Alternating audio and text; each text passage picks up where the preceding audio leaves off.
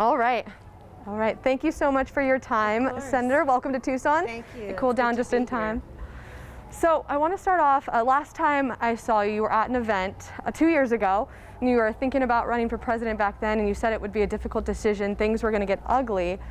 I wanted to know, did you know just how ugly things were going to get? You know, listen, we, because of this pandemic, have witnessed the greatest failure of any presidential administration in the history of our country.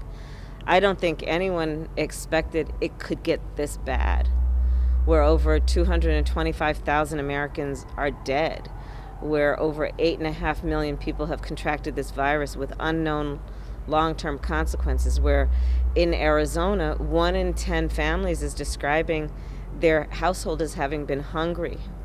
1 in 9 households is describing a difficult time paying rent. 1 in 5 small businesses, I think, has gone out of business. The people deserve better, and that's why Joe and I are running.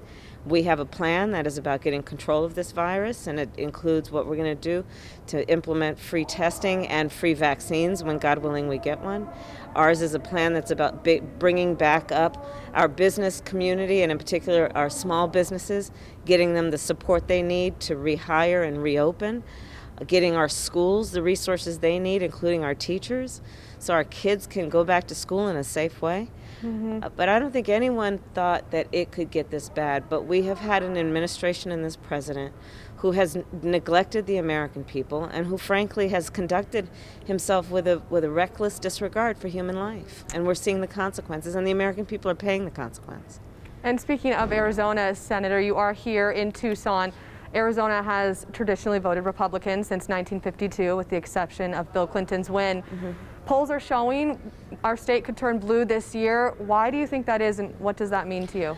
Well, partly, I think, listen, Joe and I are very proud of what the broadest coalition that anyone has ever seen. We have built a coalition that's, yes, it's about Democrats supporting us, but it's also about Republicans like Cindy McCain, Jeff Flake supporting us.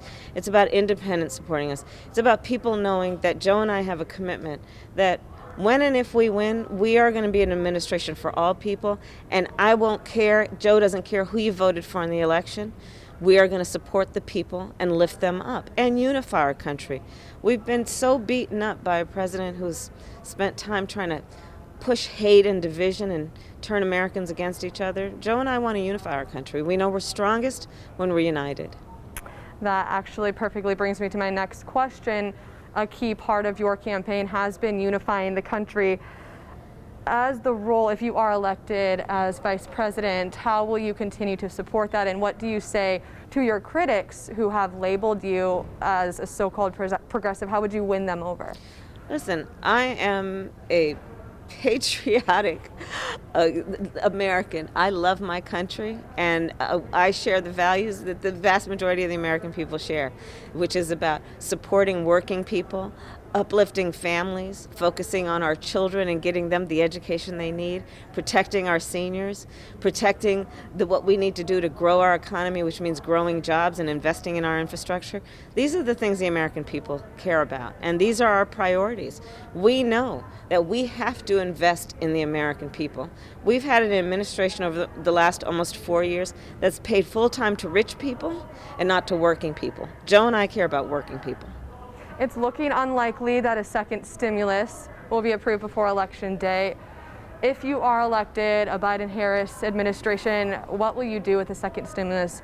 Day one, what is your priority to help everyone impacted by COVID-19? Our highest priority is to get folks the relief they need, and that's about understanding over 30 million people have become unemployed in just the last several months, and getting them the support they need and extending their benefits. One of the biggest priorities Joe and I have is to expand the Affordable Care Act, knowing that, you know, if Donald Trump wins a re-election, he's suing to get rid of it. The Affordable Care Act brought health care to over 20 million Americans. Here in Arizona, over 2 million people have pre-existing conditions, things like diabetes, high blood pressure. We support giving them protection. Donald Trump will take those protections away. But these are some of the priorities that Joe and I have. And I believe that's why Arizonans know that when it comes down to it, the bottom line is there a president in the White House who sees them and cares about their needs? Joe Biden does. And I don't think we have too much time, but very quickly, lastly, your final message for any undecided voters here in southern Arizona, 6 days now until Election Day. Joe and I see you. We care about what you're going through, and we want to lift you up. And that means giving you the support you need around health care. It means helping small businesses open back up. It means protecting the American worker and American families. And these are the issues that are impacting people. This is the stuff that's keeping people up at night. And Joe and I have a plan to deal with it. So what we want to urge people to do is vote, vote, vote, vote early. Arizona's going to make the difference in this election. Thank you.